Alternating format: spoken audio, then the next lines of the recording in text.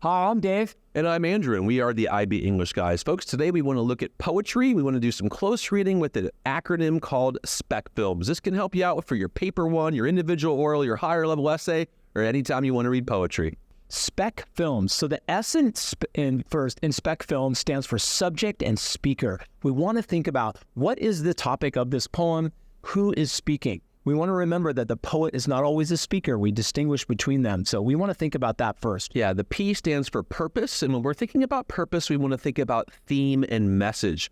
We want to think about what is that theme or idea that the poet wants to communicate. How is the poet or the speaker's tone, and how does that reinforce the message? So that's the P. We want to think about the purpose. I love that. Big ideas first. Then we're thinking about E. E stands for emotions.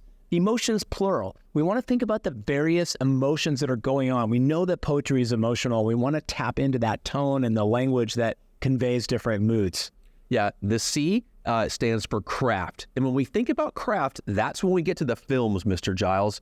Can you talk a little bit about the first F of films? Yeah, F is figurative language. Figurative language is a big umbrella term for all those poetic features like metaphor, simile, personification, hyperbole, allusion. These are all figurative techniques that convey things and have deep, deep meaning. We want to look for that. Yeah, the I for films stands for imagery. Of course, we want to think about what we can see, what we can hear, what we can taste, what we can smell, what we can touch. All 5 types of those imagery. We want to look for those in the poem, okay? Yeah, that's great. L stands for language. I know that sounds broad, but we want to think about language. We want to think about specific words that have certain connotations. We want to think about diction, unpack certain words that are chosen for specific purposes. Yeah, the M stands for music or musicality. Basically, we want to think about sound and rhythm in the poem.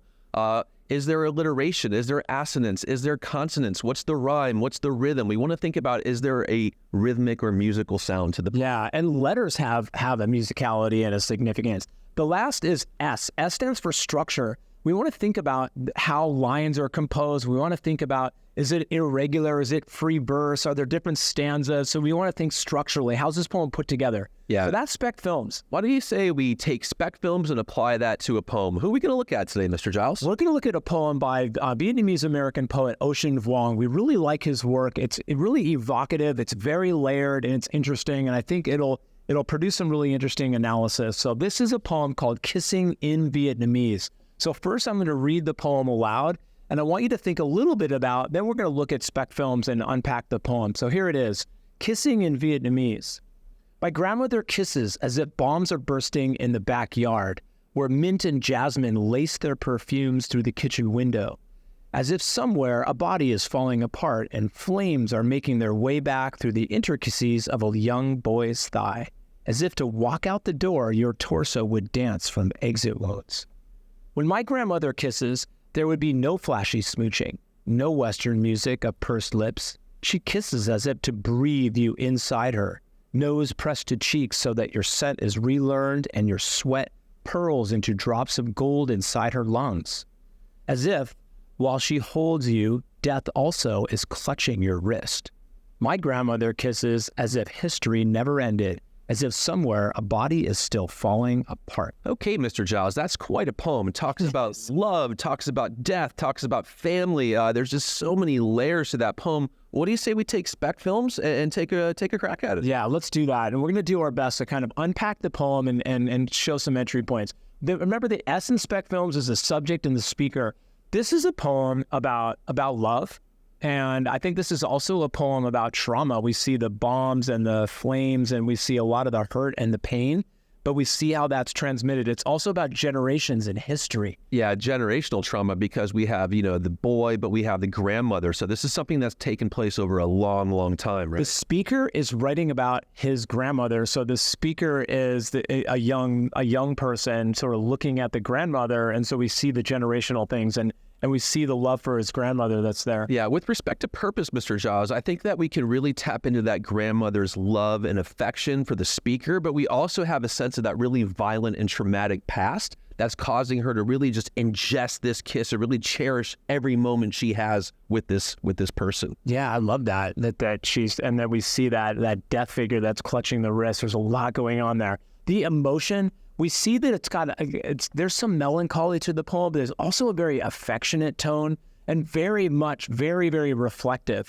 So I think there's, again, various emotions that are going on in the poem to sort of think about. When we think about the craft, we're thinking about the films, the figurative language, the imagery, the musicality, and then, of course, the structure of the poem. What are some things that stand out to you here, Mr. Giles? Well, I see that it's written, I see there's a lot of really rich figurative language. We see, again, these bombs bursting in the backyard that are connected to the kisses. That's very symbolic and very figurative. It's also very musical, bombs bursting backyard. It has a nice rhythm to it, right? These are plosives, the strong B is a plosive letter. So I think that creates a heaviness. And we have the olfactory imagery from the eye, right? Spec films, right? We have that mint and jasmine and the perfumes. You can smell that, right? So that's some really rich olfactory imagery. And it's kind of juxtaposed. The bombs are being juxtaposed with the mint and jasmine. I'd want to talk about the juxtaposed, imagery that's there. We also see this sort of body is falling apart. And I think that's an interesting idea. And that's, again, symbolic for the violence that this grandmother has experienced. Yeah, and definitely. That's repeated at the end of the poem as well. That whole body is falling apart. We see sort of that sweat pearls into drops of gold, that metaphor there. What do you think that represents, Mr. Giles? How can we unpack that? Oh, I think it shows that sort of like intimacy that the grandmother is feeling towards her grandson, right? That she's like, the scent is relearned and your sweat turns into pearls of gold. Something you cherish, something you want to keep forever, becomes a family heirloom like gold, right? And, really important. Yeah, and to put inside your lungs, like that you breathe, like that almost the grandson becomes the air that she breathes. That's very metaphorical.